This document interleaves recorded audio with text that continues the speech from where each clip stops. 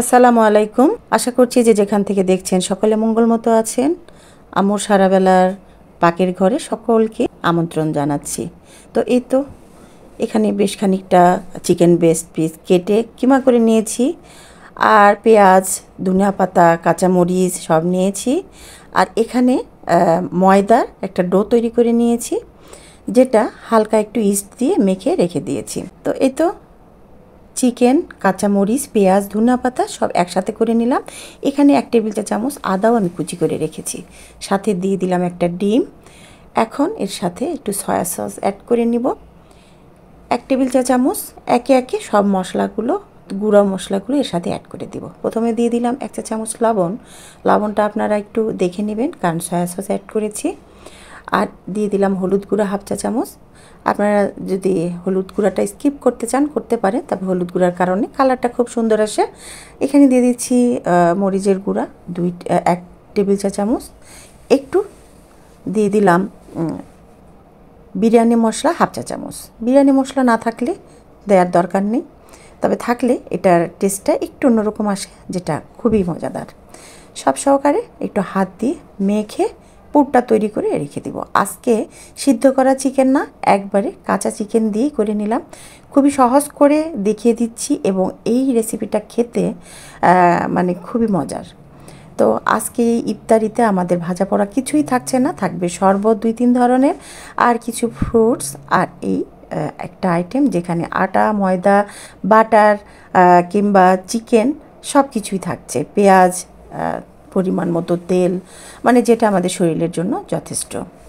তো রমজান মানেই কিন্তু প্রচুর ভাজা পোড়া, মানে না হলে যেন রমজান হয়ই না। ইফতারিতে অনেক অনেক ধরনের থাকা লাগে। এটা আসলে সম্পূর্ণই আমাদের মানসিক বা এটা মানে একটা অভ্যাস হয়ে গেছে যে সবাই করছে রোজার দিন, এটা না করলে বুঝি আর ইফতার হবে না। মানে আমি শুধু সকলকে বলছি না, আমার নিজেরও এরকম। তো 2 দিন 1 দিন ইফতারি তৈরি ভাজা পোড়া না করলেই না মনে হয় যে কতদিন বোধহয় করলাম না, এই মনে হয় সবার থেকে পিছিয়ে গেলাম, এই মনে হয় এই, কিন্তু আসলে কিছু না। যেটা খেলে ভালো থাকা যাবে সেটাই আমাদের করতে হবে।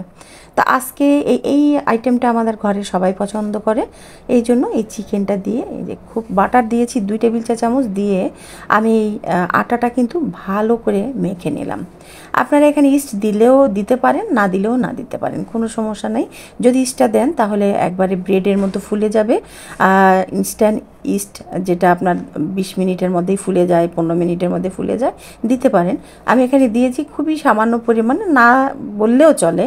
তবে যে ময়ানটা আমি দিলাম 2-3 টেবিল চামচ বাটার দিয়ে এই আটার ডোটাকে খুব সুন্দর করে মেখে নেবেন, তাহলেই খুব ফ্লাপি আর খুব সুন্দর হবে বানটা। তো এই তো তৈরি করে নিচ্ছি, কিছুই না, একটু আটার একটা খামির করে নিয়ে ওর ভিতরে ছোট ছোট লেচি কেটে ওর ভিতরে কি খানিকটা করে পুর দিয়ে দিলাম। তারপরে একটু সব কিছু আটসাট করে মিলিয়ে এইরকম একটা মানে আকৃতি দিয়ে নিয়েছি। আবার ওভেনটা প্রিহিট দিয়ে নিয়েছি 10 মিনিট, আর ওভেনের বড় ট্রেটা বের করে, ইলেকট্রিক ওভেনের বড় ট্রেটা বের করে এখানে সাজিয়ে দিলাম। আর এই ইয়েগুলো আমি 10 মিনিট রেস্টে রেখে দেবো, এতে করে অনেকটা মানে ফুলে যাবে।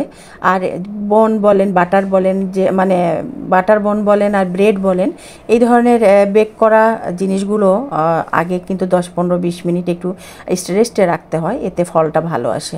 তো একটা ডিমের কুসুম, ডিমের সাদা অংশটা আমি দিয়ে দিয়েছিলাম পুরের সাথে, আর কুসুমটা যেইভাবে চামচের মাধ্যমে দিয়ে দিলাম। তো 10 মিনিট প্রিহিট দিয়ে নেবেন, এতে করে কিন্তু কাজটা সহজ হবে। এই তো বসিয়ে দিলাম আমাদের ইফতারির মেন যেটা আকর্ষণ সেটা।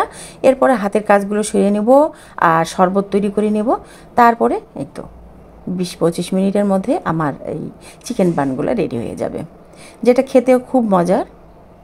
আবার তেল যে নাই তা বলবো না, তেল কিন্তু আছে, ভালো মানের ফ্যাট আছে বাটার, যেটা আমাদের শরীরের ক্ষতি না, ভালোই করে। তো এই তো দেখেছেন কত সুন্দর হয়েছে, এটা মচমচে ক্রিসপি, খেতেও অনেক মজাদার। তো আসেন আমরা ভাজা পোড়া প্রতিদিন না করে কিছু কিছু এমন কিছু আইটেম যেটা সবার প্রিয়, ভালো, স্বাস্থ্যসম্মত, খেতেও মজার। তো সকলে ভালো থাকবেন, সুস্থ থাকবেন। এই তো ইফতারির আর বেশি সময় বাকি নেই। সবাই যার যার আত্মীয় স্বজন বা পরিজন ফ্যামিলির সাথে আমরা ইফতারিটা নেই। ভালো থাকবেন। আজকে এখানেই শেষ করছি। আল্লাহ হাফেজ। শুভ বিকেল।